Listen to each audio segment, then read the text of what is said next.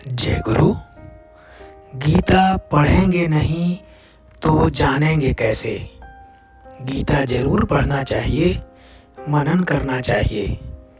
कुरुक्षेत्र में दोनों सेनाओं के बीच अर्जुन जब विषाद से भर जाता है, अर्जुन कृष्ण से कहते हैं, मैं युद्ध करना नहीं चाहता। यद्यपि कृष्ण महाभारत युद्ध रोक सकते थे, लेकिन उन्होंने ऐसा नहीं किया, क्योंकि ये युद्ध समय की मांग थी।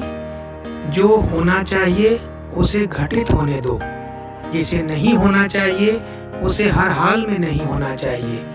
यही तो कृष्ण का दर्शन है। नमस्कार, मैं संजय मिश्रा, मदगत प्राणा एस्ट्रो योगा ज्योतिष चैनल में आपका अभिनंदन करते हैं। आज हम चर्चा करेंगे गीता में वर्णित योग विधि के बारे में। योग का सामान्य अर्थ होता है जुड़ना। आत्मा और शरीर के संबंध को जिस प्रक्रिया के द्वारा हम जानते हैं उसे ही योग कहते हैं।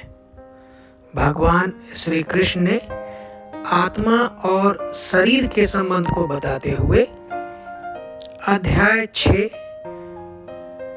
में वर्णित 28वें श्लोक में इस तरह से कहा है, अव्यक्तादीनि भूतानि व्यक्त मध्यानि भारत अव्यक्त निधनान्येव तत्र का परिवेदना।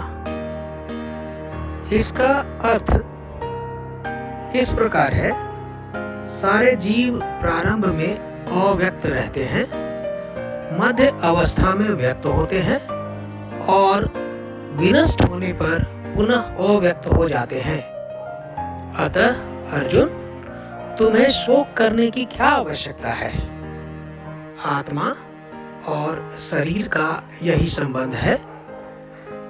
आत्मा को शरीर मिलते ही वो व्यक्त हो जाता है और शरीर के विनष्ट होने पे आत्मा पुनः अव्यक्त हो जाता है। भगवान शरीर, आत्मा और मन के संबंध को आगे श्लोक संख्या 5 में बताते हैं। भगवान कहते हैं, मनुष्य को चाहिए कि अपने मन की सहायता से अपना उद्धार करे और अपने को नीचे ना गिरने दे। यह मन बद्ध जीव का मित्र भी है और शत्रु भी है। उधेरादात नामानं नात्मानं वशादयेत आत्मैव हात्मानो बंधुरात्मैव रिपुनात्मनः। अब तक आपने चैनल सब्सक्राइब नहीं किया है तो कृपया सब्सक्राइब करें। नए वीडियो की सूचना के लिए बेल आइकन दबाएं। योग को जानने के लिए मन और शरीर को समझना अति आवश्यक है। भगवान अर्जुन से आगे कहते हैं, जिसने मन को जीत लिया है उसके लिए मन सर्वश्रेष्ठ मित्र है, किंतु जो ऐसा नहीं कर पाया उसके लिए मन सबसे बड़ा शत्रु है। अष्टांग योग के अभ्यास का प्रयोजन मन को वश में करना है, जिसे मानवीय लक्ष्य प्राप्त करने में वह मित्र बना रहे। मन को वश में किए बिना योगाभ्यास करना मात्र समय को नष्ट करना है। जो अपने मन को वश में नहीं कर सकता वह सतत अपने परम शत्रु के साथ निवास करता है और इस तरह उसका जीवन तथा लक्ष्य दोनों ही नष्ट हो जाते हैं। जीव की स्वाभाविक स्थिति यह है कि वह अपने स्वामी की आज्ञा का पालन करे।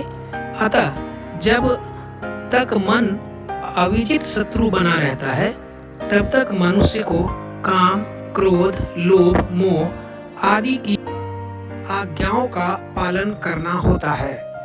किंतु जब मन पर विजय प्राप्त हो जाती है तो मनुष्य इच्छा अनुसार उस भगवान की आज्ञा का पालन करता है जो सबों के हृदय में परमात्मा स्वरूप स्थित है। वास्तविक योगाभ्यास हृदय के भीतर परमात्मा से भेंट करना तथा उनकी आज्ञा का पालन करना ही है। जो व्यक्ति साक्षात कृष्ण भावना को स्वीकार करता है वह भगवान के आज्ञा के प्रति स्वतः ही समर्पित हो जाता है। आगे भगवान कहते हैं कि योगी को किस तरह होना चाहिए। इस संबंध में भगवान का मत है कि योगी को चाहिए कि वह सदैव अपने शरीर, मन तथा आत्मा को परमेश्वर में लगाए, एकांत स्थान में रहे और बड़ी सावधानी के साथ अपने मन को वश में करे। उसे समस्त आकांक्षाओं तथा संग्रह भावों की इच्छाओं से मुक्त होना चाहिए। आगे भगवान कहते हैं योगाभ्यास के लिए योगी एकांत स्थान में जाकर भूमि पर कुसा बिछा दे और फिर उसे मृगशाला से ढके तथा ऊपर से मुलायम वस्त्र बिछा दे। आसन न तो बहुत ऊंचा हो न ही बहुत नीचा, यह पवित्र स्थान में स्थित हो। योगी को चाहिए कि इस पर दृढ़ता पूर्वक बैठ जाए और मन, इंद्रियों तथा कर्मों को वश में करते हुए तथा मन को एक बिंदु पर स्थित करके हृदय को शुद्ध करने के लिए योगाभ्यास करें। भगवान आगे कहते हैं योगाभ्यास करने वाले को चाहिए कि वह अपने शरीर, गर्दन तथा सिर को सीधा रखे और नाक के अगले सिरे पर दृष्टि जमाए। यहाँ पे नाक के अगले सिरे का अर्थ भाव के बीच का स्थान है जिसे भ्रूमध्य या कूटस्थ कहते हैं। इस प्रकार वह अविचलित तथा दमित मन से भय रहित विषयी जीवन से पूर्णतया मुक्त होकर अपने जीवन में मेरा चिंतन करे और मुझे ही अपना परम लक्ष्य बनाए। आगे भगवान अर्जुन से कहते हैं कि अर्जुन, जो अधिक खाता है या बहुत कम खाता है, जो बहुत अधिक सोता है अथवा जो पर्याप्त नहीं सोता है, उसके योगी बनने की कोई संभावना नहीं है। असली योगी तो वो है जो खाने, सोने, आमोद प्रमोद तथा काम करने की आदतों में नियमित रहता है। वह योगाभ्यास द्वारा समस्त भौतिक क्लेशों को नष्ट कर सकता है।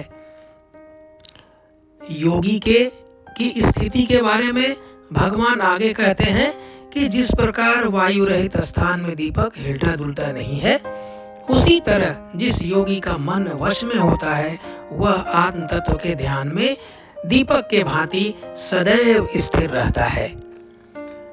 धीरे धीरे क्रमशः पूर्ण विश्वास पूर्वक बुद्धि के द्वारा समाधि में स्थित होना चाहिए और इस प्रकार मन को आत्मा में ही स्थित करना चाहिए तथा अन्य कुछ भी नहीं सोचना चाहिए।